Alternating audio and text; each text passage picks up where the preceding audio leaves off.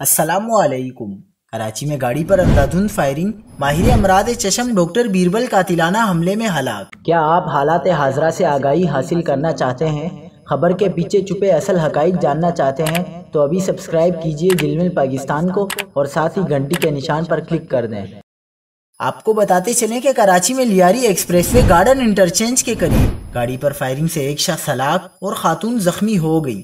Police का कहना है कि हलाक शख्स की शनाख्त डॉक्टर बीरबल गेनानी के नाम से की गई है।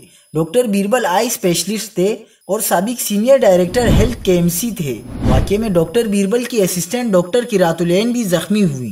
डॉक्टर बीरबल स्पेंसर आई अस्पताल लियारी के मेडिकल सुपरिटेंडेंट भी रहे और 1.5 बरस कबल director public health city government के ओहदे से रिटायर हुए थे। मकतूल डॉक्टर बीरबल ने हाल ही में अपनी बेटी के साथ मास्टर्स इन पब्लिक हेल्थ की डिग्री भी हासिल की थी।